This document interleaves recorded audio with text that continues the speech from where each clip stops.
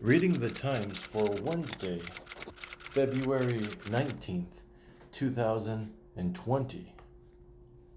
Trump grants clemency to Blagojevich, Milken, and Carrick.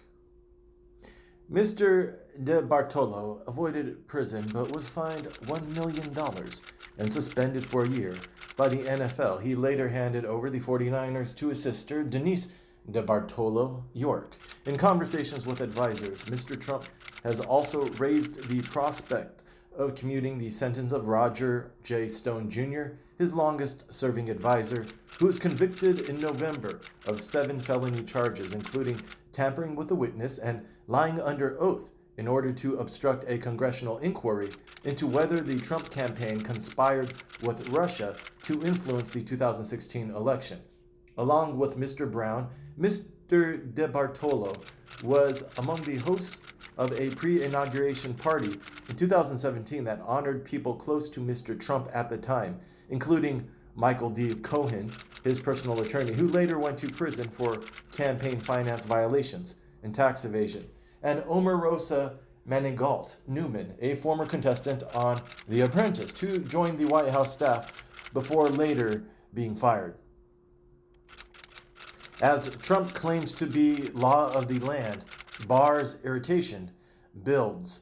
Undeterred, Mr. Trump kept up his running commentary on the department's criminal cases on Twitter and in comments to reporters before leaving for the West Coast. On Twitter, Mr. Trump cited a Fox and Friends legal analyst, Andrew Napolitano, who has insisted that the president has every right to intervene in a criminal case. Mr. Stone, 67, was convicted of tampering with a witness, lying under oath, and obstructing a congressional inquiry into whether the Trump campaign conspired with Russia to influence the 2016 election. Michael Bloomberg has to debate without a net. As Michael R. Bloomberg prepares to make his debate stage debut on Wednesday in a television forum for which his campaign does not have final editing rights, the selling of Bloomberg 2020 will be forced to confront its greatest narrative complication yet, Mr. Bloomberg circa 2020, after a mass introduction to the Democratic electorate on his terms, powered by hundreds of millions of dollars of his own money. Mr. Bloomberg is submitting for the first time to an uncontrolled setting on a national scale, after the Democratic National Committee changed its rules to facilitate Mr. Bloomberg's inclusion. Past debates have required candidates to meet certain individual donor benchmarks, and Mr. Bloomberg is not raising money from others. Aides recognize that he had little choice but to participate if he qualified. Mr. Bloomberg has never debated anyone quite like Mr. Sanders, whose allies consider Mr. Bloomberg's very biography an affront to people-powered democracy. It's like the end of the world. Hidden behind the hills of the Turkish border crossing at Reyhanli, a humanitarian calamity is unfolding on the Syrian side. Turkey, already host to more than 3 million Syrian refugees, has closed its border since 2015 to prevent a further influx. Syrians at the border displayed little confidence that the Turkish army would stop the Syrian advance. In coronavirus fight, China sidelines its ally, its own people. If the Red Cross Society is a bottleneck in distributing medical supplies, the local and central governments can sometimes become obstacles in private efforts to make, buy, and distribute these supplies. In Xiantao, a city 70 miles from Wuhan and one of the world's biggest manufacturing centers for protective supplies, the local government shut down all but 10 of its protective gear factories on February 3rd. A local official told the official People's Daily newspaper last week that the city had made the decision for quality control reasons. The city allowed 73 more companies back to work By February 9th, the local official told the People's Daily, after getting approval from the provincial government, giving it political cover in case anything goes wrong. Boy Scouts seek bankruptcy to survive a deluge of sex abuse claims. If you're ever considering coming forward, now's the time, said Tim Kosnoff, a lawyer who has long worked on Boy Scouts cases and is part of a team of attorneys who created an Abused in Scouting victims group. With their records dating back a century, the Boy Scouts fought the release of some of the files in an Oregon case in the early 2000s, a case that led a jury to hold the Scouts liable in 2010 for $18.5 million in punitive damages. Robbie Pierce, 39, of Los Angeles, was involved in scouting throughout his childhood with a mother who ran a Boy Scout day camp in California. Ghani named Afghan election winner. His opponent claims victory, too. President Ashraf Ghani on Tuesday was declared the winner of Afghanistan's presidential vote after months of delayed results and bitter dispute.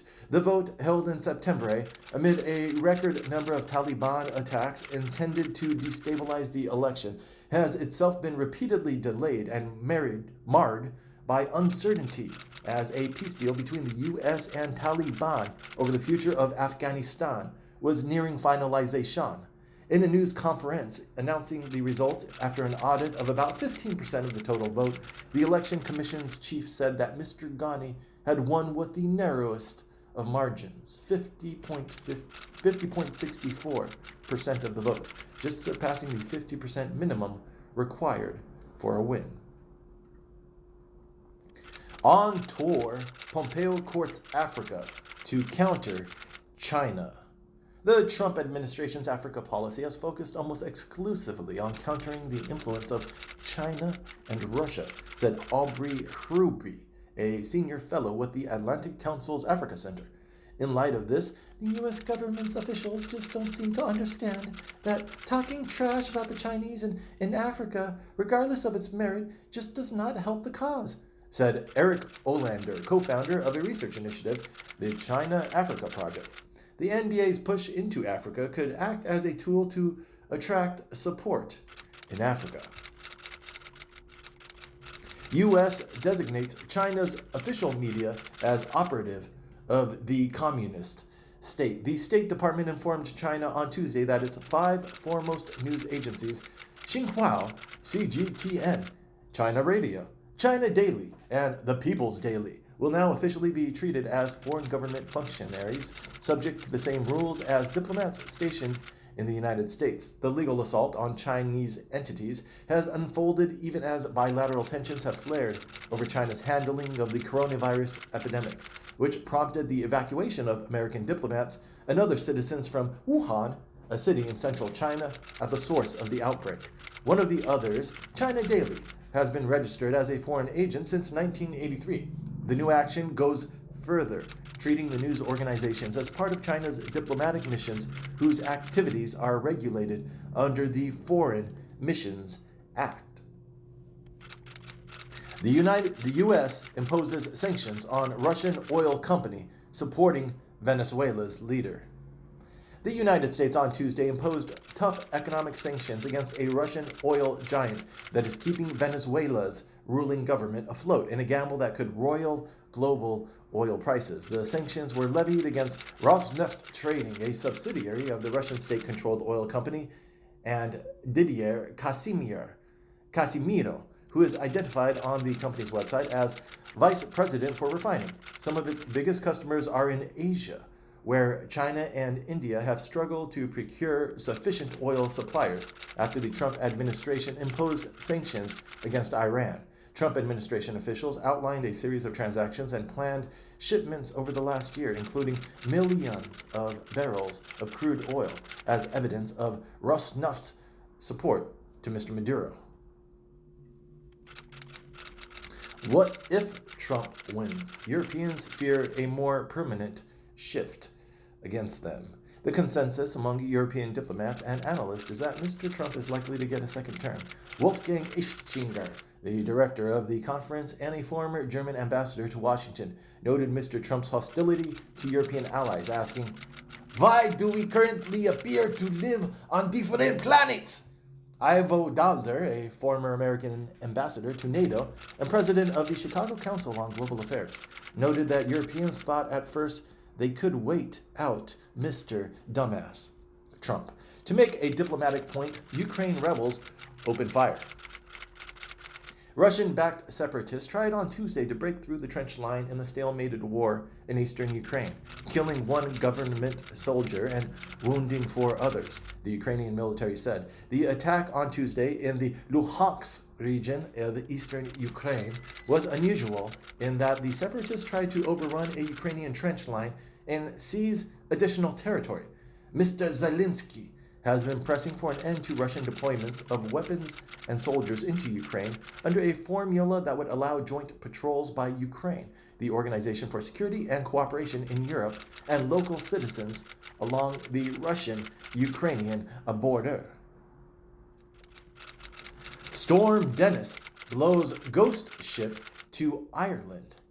The rusty ship, identified as the Alta, has somehow managed to survive a journey thousands of miles from southeast of Bermuda, where it was first disabled and its crew rescued. Unable to make repairs and running desperately low on food, the 10-member crew issued a mayday on September 30th. An air crew on an HC-130 Hercules plane from the Coast Guard Air Station Elizabeth City in North Carolina dropped about a week's worth of food to the crew on October 2nd, according to a U.S. Coast Guard account of the rescue. "We closed the vessel to make contact and offer our assistance, but no one replied," the ship's crew wrote in a tweet at the time. A hint of freedom for a Turkish activist, then back to jail, charged with trying to overthrow the government by force. The defendants faced trial for participating in a 2013 Taksim Square protest, when demonstrators occupied Istanbul's central square to halt the construction of a shopping mall in one of the city's few parks. "The ones who took to the street in 80 provinces are on trial. Today in Turkey, democracy is on trial." The newly elected mayor of Istanbul, Ekrem İmamoğlu, who defeated Mr. Erdogan's candidate in a marathon election battle last year, voiced support for the defendants ahead of the trial, saying that he had also attended the Taksim Square protests. Ex-CIA asset, now a Libyan strongman, faces torture accusations. 2 Libyans said their family members were tortured to death by Mr. Hifter's forces in October 2014 as chaos engulfed Libya, leading eventually to a renewed civil war. 2 days later, other forces under Mr. Hifter's command attacked the Krishni home, killing 2 family members. In October 2014, 10 men from these families were imprisoned, beaten, electrocuted, or shot by Mr. Hifter's forces, said Kevin Carroll, a lawyer representing the families. Video chats and ordering in coronavirus quarantine with a smartphone. From the Black Plague to the flu pandemic of 1918 to more recent outbreaks, the history of quarantine and medical isolation shows common emotional threads on both sides of such doors: uncertainty, terror, loneliness, separation. Carrie Maniscalco, an American real estate agent who was quarantined with her husband, Roger, on the same cruise ship, found isolation surprisingly busy. As a result, he said, people under quarantine may be left to ponder if governments are telling the truth, creating tension between the comfort of interpersonal communications and discomfort of official ones. In Europe, fear spreads faster than the coronavirus itself. With 42 confirmed cases around the continent, the coronavirus outbreak is far less serious in Europe than it is in China, where more than 1,100 people have died, and the fight to contain the virus has taken on the trappings of a wartime campaign. In Britain, where there are 9 confirmed cases, news outlets swiftly labeled a businessman at the center of a cluster of transmissions at a French ski chalet a super spreader, even before the man returned to Britain and tested positive for the virus. Part of the problem, Mr. Kyle said, is that people try to reconcile what is happening in China, where more than 70,000 people have tested positive for the virus, and tens of millions have essentially been on lockdown for weeks, with what they are now seeing nearer to home. Coronavirus epidemic keeps growing, but spread in China slows. China's leader Xi Jinping told Prime Minister Boris Johnson of Britain in a phone call on Tuesday that China was making visible progress in containing the epidemic. According to China's state media, you can argue with these measures. You can argue whether these measures are excessive or restrictive on people, but there is an awful lot at stake here in terms of public health, not only the public health of China, but of all people in the world. China's lockdown has slowed the spread of the virus from its epicenter, the city of Wuhan, to the rest of China by 2 to 3 days, and from China to the rest of the world by 2 to 3 weeks, WHO officials said. First Ebola, now coronavirus. Why an Omaha hospital gets the toughest cases. In addition to the biocontainment unit, the hospital's campus has the only federal quarantine unit in the country. Before arriving in Omaha, the 13 patients, all adults, have been stuck for days aboard a cruise ship in Yokohama, Japan, where Japanese officials have confirmed more than 400 cases of the virus. At least 2 of the more seriously ill evacuees were being monitored in the hospital's biocontainment unit, a special ward on the 7th floor where the 3 Ebola patients were treated in 2014. Passengers begin disembarking affected cruise ship. More than 100 Americans cannot return home for at least 2 more weeks after having been on a cruise ship in Japan that is a hotspot for the coronavirus. The United States Centers for Disease Control and Prevention said Tuesday. To protect the health of the American people, the agency said, all passengers and crew on the ship have been placed under travel restrictions, preventing them from returning to the United States for at least 14 days after they had left the Diamond Princess. The decision to temporarily bar passengers from traveling to the United States applies both to those who have tested positive and are hospitalized in Japan, and those who are still aboard the ship and not showing any signs of illness. How a pharmacy handles mask hoarders and coronavirus fears. It's like World War III, said Mei Tang, an employee at the Kit Farm Dispensary Ltd. In Hong Kong. As panic over the coronavirus outbreak has swept across the city, residents have taken to wait in line for hours to buy face masks, disinfectant, and even toilet paper from places like Kit Farm in North Point. Unlike chain stores, Kit Farm does not carry a large stock of goods, and what little it puts on the shelves now sells out in a matter of minutes, said Ms. Tang. Ms. Tang's inevitable contact with people who are ill has started to worry her. An immigrant from Brazil has changed lives as a coach. Is that enough to stay in the U.S.?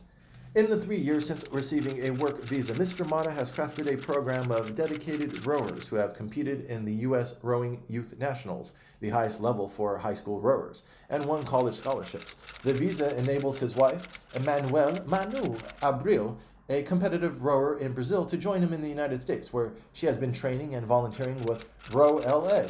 Once taking the helm, Mr. Mata began building up Row LA. He established a development program for middle school girls and expanded the reach of the organization's indoor rowing program from 2 to 8 schools in the Los Angeles area, serving more than 4,000 students each year. In the 300-page application, Ms. Greenberger described Mr. Mata as an invaluable asset to Row LA. Rob Glidden, president of the Long Beach Rowing Association, credited Mr. Mata's training methods, nutrition counseling, and personal qualities for creating an outstanding program to develop rowers. A complete list of Trump's pardons and commutations. Ms. Hall has spent the last 14 years in prison, where she has participated in apprenticeships, completed coursework toward a college degree, and taught educational programs to other inmates.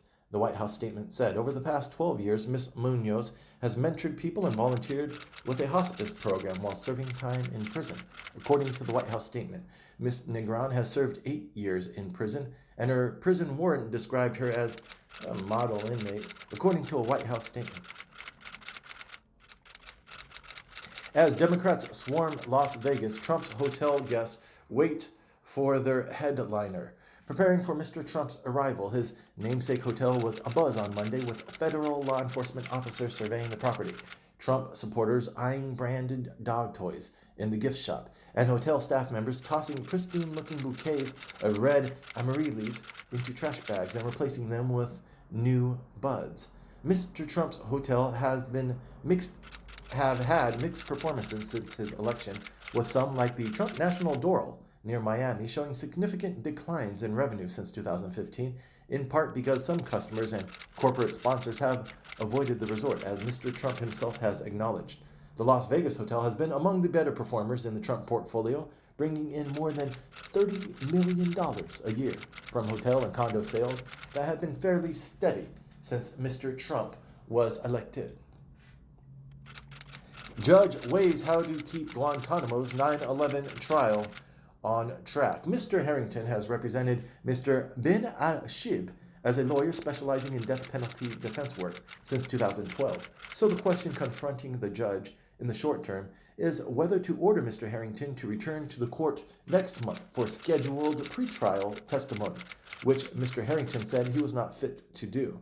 In a filing over the weekend, according to those who read it, the prosecutors estimated that Mr. Harrington has been paid around $3 million in the 8 years he has been on the case, based on a mandatory federal learned counsel hourly rate of $192. Mr. Harrington said he found aspects of the filing petty and vindictive. In January, he said the court heard testimony from a former CIA contract psychologist, James E. Mitchell, who with his partner received $81 million for the work in the black sites where Mr. Bin al-Shib was held incommunicado from 2002 to 2006.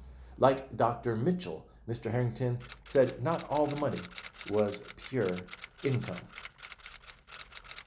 Fact-checking Pete Buttigieg before the Nevada caucuses. As Ms. Davis noted, and as The Intercept first reported, black residents of South Bend were 4.2 times more likely than white residents to be arrested for possessing marijuana, while Mr. Buttigieg was mayor from 2012 to 2018. The South Bend Police Department changed how it reported crime data to the FBI in 2018 using a more detailed reporting system. A Buttigieg campaign spokesman said. Ms. Klobuchar quoted a Twitter post from Mr. Buttigieg in February 2018 where he said, Pete Buttigieg, a politician, do henceforth and forthwith declare most affirmatively and indubitably unto the ages that I do favor Medicare for all, as I do favor any measure that would help get all Americans covered. I'm Pete Buttigieg. Las Vegas Democratic debate, Bloomberg's stage debut. Mr. Bloomberg's rise in recent polls has coincided with the decline of Joseph R. Biden Jr., who needs a big debate performance to recover from stinging losses in Iowa and New Hampshire. The patrician Mr. Bloomberg has little patience for the party's local progressive wing, while Mr. Sanders is openly disdainful of the influence Mr. Bloomberg's money. A Bloomberg pile on. Mr. Bloomberg's record is target-rich environment, his remarks at a 2004 Republican convention, accusations of sexist comments, his advocacy of stop-and-frisk police tactics, his Wall Street ties. Michael Bloomberg surges in polls and qualifies for a second Democratic debate. Former Mayor Michael R. Bloomberg of New York has qualified for Wednesday's debate in Las Vegas, the first time the billionaire will appear alongside his Democratic presidential rivals. Mr. Bloomberg's campaign manager, Kevin Sheekey, said last month that when the new debate rules were announced, Mr. Bloomberg would participate in presidential debates if he qualified. Mr. Sanders told the crowd in Carson City, Nevada, that Americans were sick and tired of billionaires buying elections. Mr. Biden attacked Mr. Bloomberg's record as mayor of NBC on NBC's Meet the Press.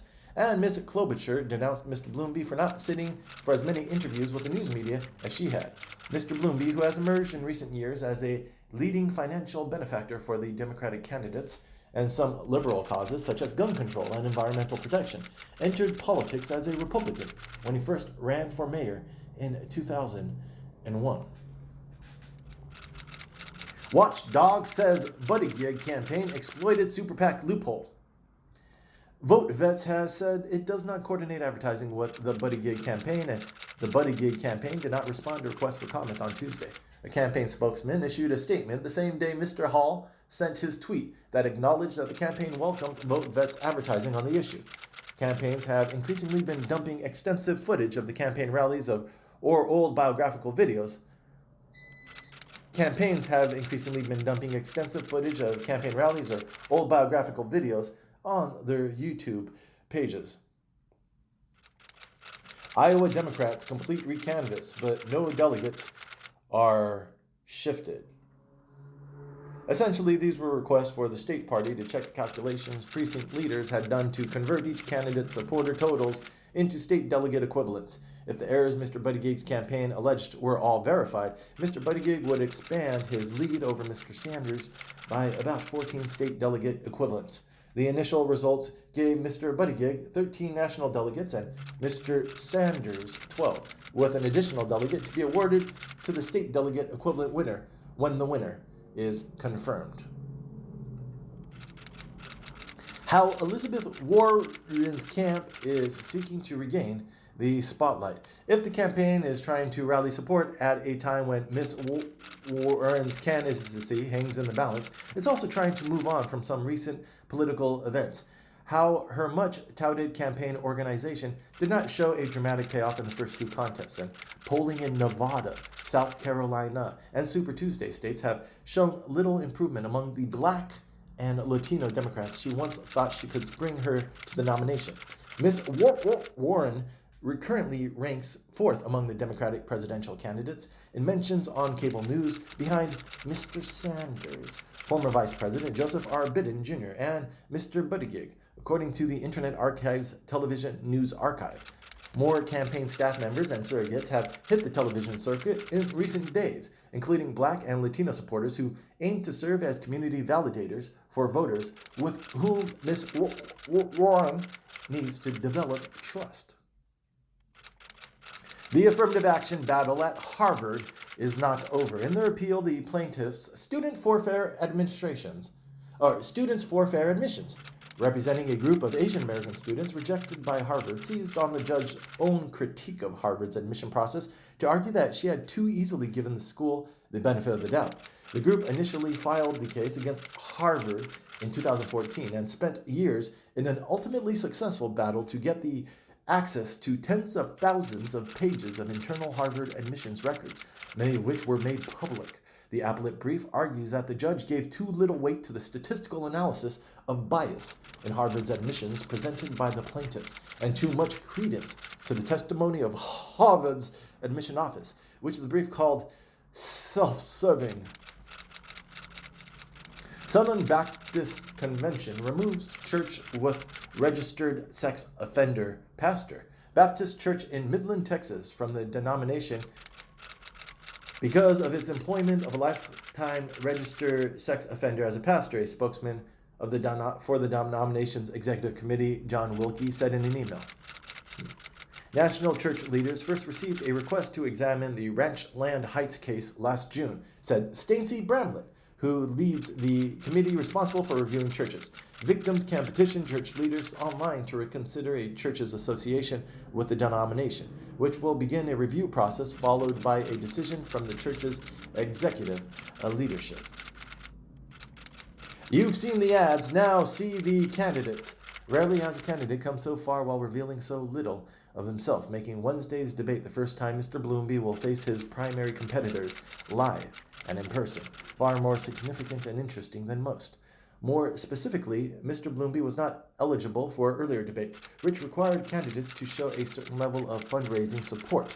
Mr. Bloomby had a reputation for not taking criticism or unwelcome queries particularly well, once calling a reporter whose question he disliked a disgrace. During his mayoral run, he participated in at least 8 debates. The Trumpian liberalism of Michael Bloomby. Bloomby, as many before me have explored in detail, expanded the New York Police Department's use of stop and frisk, a tactic that empowered police officers to stop, search, and interrogate residents on the sole basis of reasonable suspicion.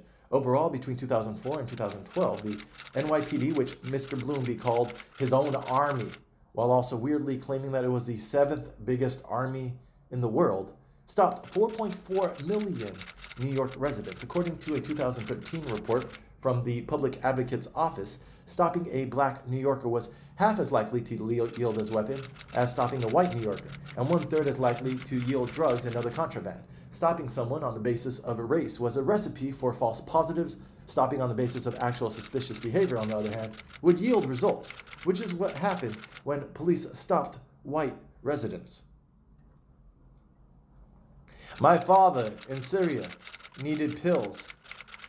According to the World Health Organization, over 80% of the population lives below the poverty line in Syria, and 13.2 million people need health assistance. Because of repeated attacks or staff shortages, only about half of Syria's public health facilities are functional fully, the World Health Organization has reported. Increasing the support for WHO is an effective way to bridge the need for essential health care in Syria. The WHO supports over 1,700 healthcare facilities in Syria. We're reading the coronavirus numbers wrong. The technical term for that is the case fatality rate, which is, simply put, the number of people who have died from the disease divided by the total number of people who were infected with it, or D divided by I. As of Tuesday morning, at least 1,873 people were thought to have died from the disease worldwide, and 72,869 people to have been infected. Last week, the authorities of Hubei, the province in China at the center of the epidemic, revised their definition of what it means to be infected by the new coronavirus. On Thursday, they started including people who displayed symptoms associated with COVID-19, coughing, a fever, difficulty breathing. Even if those people had been tested or had been tested negative for the virus. If the number of deaths or the ratio of deaths to infections jumps from one day to the next, does it mean the disease has just gotten more lethal? Or is it actually more lethal than we thought it was just days before? Why do my fellow Republicans make excuses for Trump's deficits? So, while the President's State of the Union was certainly a made-for-TV moment with a proverbial chicken for every conservative pot, his time in office has left out the main ingredients of what conservatism used to be based on: how big a government is, and are we paying for the government we own? He didn't even mention our country's looming debt and deficits in the speech. The administration's neglect of our nation's financial health long precedes the president's address. Some of my conservative friends, when I criticize the president, respond that a President Sanders would be even worse on the deficit. Will the U.S. Taliban deal end the war? The talks between the United States and Taliban in Doha, Qatar, which were abruptly canceled by President Trump in September, are back on track. If the Taliban do reduce violence as promised, an agreement between the United States and the Taliban would be signed later this month. The agreement will break the logjam of the Taliban's long-standing unwillingness to sit in talks with the Afghan government and other Afghan power brokers without first achieving an American commitment to withdraw forces. Who has the best chances to beat Trump? If the Democratic Party goes into its convention with Bernie Sanders having a plurality while the rest of the votes are spread among more moderate candidates, it might be in a perfect time to institute ranked choice voting. The answer is simply, whom do Mr. Trump and his team fear most? The president is salivating to run against Bernie Sanders or Elizabeth Warren. Women, we are the largest voting bloc. Not only can a woman get elected, a woman who will not be labeled a socialist Amy Klobuchar, is the more formidable candidate in the field and will make an outstanding president. Michael Bloomberg's bankroll. We should require there be a serial number on every gun made and on every gun that is sold, and we should require background checks on every gun sale or transfer. The gun lobby wants to sell guns to everyone, criminals and gun traffickers included. Griffin Dix, Kensington, California. The writer is a leader of the Oakland Alameda County chapter of Brady United Against Gun Violence. Hi, haters. Why New Jersey's Twitter account is like no other. The two women who run New Jersey's official state Twitter account, Megan Coyne and Pearl Gable, know all about the reputation their home states have developed over the decades. Jersey fresh, Jersey strong, Jersey girl, Jersey whatever, she said, essentially rattling off a list of Garden State hashtags. Perhaps more impressively, the two have managed to distill a playfully combative New Jersey swagger into state-centric memes and quips that feel authentic both to the internet and to the Garden State itself. Need a new driver's license to fly. Prepare for a real wait. A new federal security requirement is forcing drivers who want to use their license to board a commercial flight to apply for renewals or new licenses in person at a motor vehicle office. Undocumented immigrants who, under a New York state law that went into effect late last year, are now eligible for driver's licenses, cannot get real ID licenses. New Jersey recently began a test program to issue real ID licenses without appointments, but only to drivers whose licenses are set to expire within 3 months. Weinstein's lawyer wrote an article addressing jurors. The judge is unhappy. Over the weekend, just days before jurors in the Harvey Weinstein case were set to begin deliberations, his lead defense lawyer, Donna Rotuno, wrote an opinion piece imploring them to do whatever they know is right. Ms. Eluzzi, who read an excerpt from Ms. Rotuno's essay, asked Justice Burke to order that Mr. Weinstein be held in custody during the jury deliberations. Ms. Rotuno told the judge she was seeking to counter the prosecution's narrative that Mr. Weinstein is a predator. Cruise giant Carnival works to manage deepening coronavirus crisis. President Trump broadcast the news on Twitter, thanking the Cambodian government for the hospitality and tagging Mickey Arison, the chairman of the vast multinational cruise company Carnival Corporation that owns the Westerdam.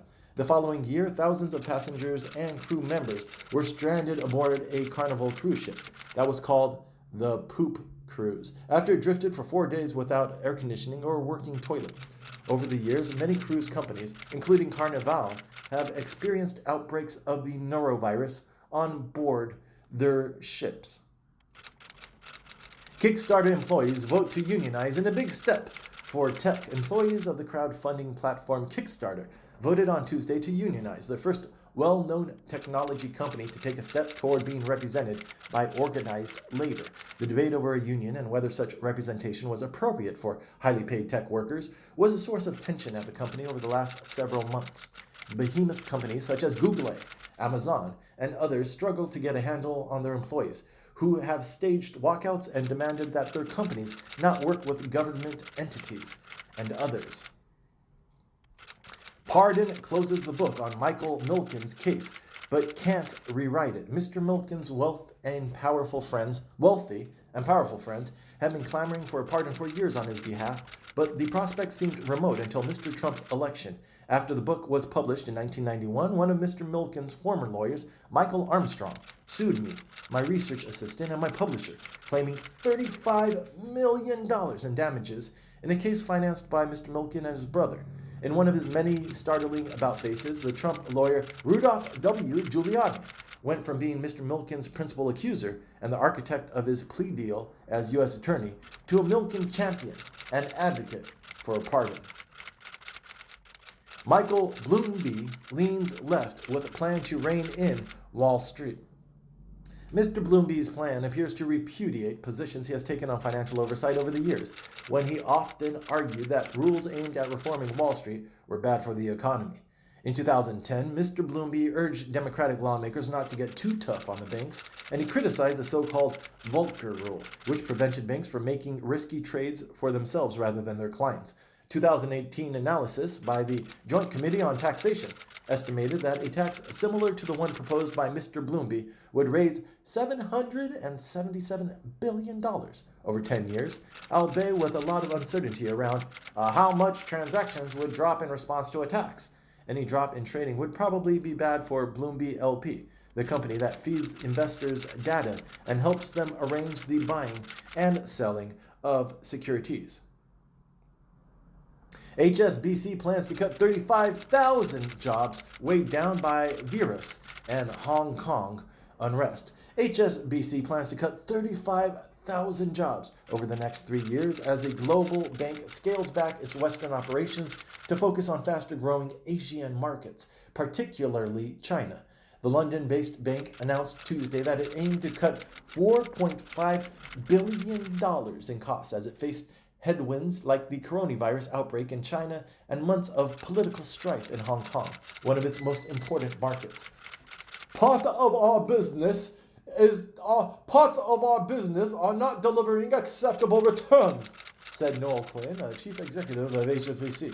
The bank reported a 33% fall in profit before taxes last year compared with the previous year, in part because of a so-called goodwill impairment of $7.3 billion. The student loan appeal process the government doesn't tell you about. In a report last year, the Government Accountability Office found that there is no formal process for borrowers who are dissatisfied to challenge decisions that the Education Department does not fully inform borrowers about their appeal options, including the Ombudsman Group. The Department of Education has been running a secretive process that helps only a select number of borrowers get back on track when a student loan company has cheated them out of their rights, said Mike Pierce, the policy director of the Student Borrower Protection Center, an advocacy group. Fed Loans does not consistently inform borrowers, even borrowers who complain, of the opportunity to request an appeal, Ms. James wrote in her complaint. Walmart says it's not lowering forecasts because of the coronavirus. An investors' conference on Tuesday morning in New York, Walmart executives said that sales at the company's 430 stores in China have not faltered even during the quarantine, as customers turned to the retailer to buy food and necessities. If the coronavirus continues to idle factories over the next few months, Walmart says there could be some impact on shipping. But Walmart also stressed that 2/3 of the product it sells, which now consists primarily of food, are sourced from the United States. Analysts who gathered for Walmart's Investor Day in New York seemed to shrug off concerns about China, focusing instead on the company's lackluster results in the fourth quarter. Comedy returns to the White House Correspondents' Dinner. Will the Dumbass? The Correspondents Association shifted the dinner's focus from boozy revelry to a more solemn tribute to the First Amendment. Welcome news to some critics who had long lamented the dinner's image of chumminess and glad-handing. Jonathan Carl, the president of the Correspondents Association, has embraced the dinner's renewed emphasis of freedom of the press. The weekend surrounding the association dinner was once a highlight of the Washington social calendar, with Hollywood talent agencies hosting parties with open bars and closed guest lists. The health system we'd have if economists ran things. Imagine if American health policy was established by the consensus of health economists. The survey, presented at the American Society of Health Economists conference in Washington last summer, was conducted by the health economist John Cawley of Cornell University, Michael Morrissey of Texas A&M, and Kosali Simon of Indiana University. Nearly 70% of health economists are comfortable charging people more if they engage in unhealthy behaviors that lead to higher health costs. A quiet respite in a bustling open workplace. These private spaces include prayer rooms, wellness rooms, and libraries, also called quiet cars, like the Chatterfee Havens on a train. The mothers' rooms have been popular among companies renting small offices that lack the space to provide such rooms to their employees, said Elizabeth Bueno, the director of leasing at Two Trees.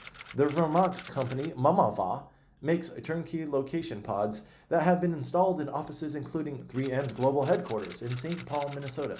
But many companies have opted for wellness rooms serving all employees, a place not only for nursing mothers but also for, say, those with diabetes who need to give themselves insulin injections. Trump contradicts advisors on China technology fears. President Dumbass publicly objected on Tuesday to efforts within his own administration to restrict the sales of American technology to China because of national security concerns, insisting that such fears are an excuse and that the United States is open for business. The comments posed on Twitter appear to represent a striking reversal of the Trump administration aspirations to curb China's ascent as a global leader in technology, and came as cabinet officials were scheduled to meet later this month to discuss restrictions on China.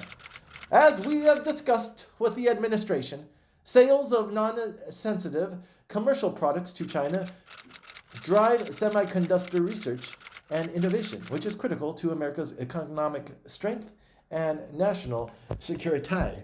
And that has been Reading the Times for Wednesday, February 19th, 2020.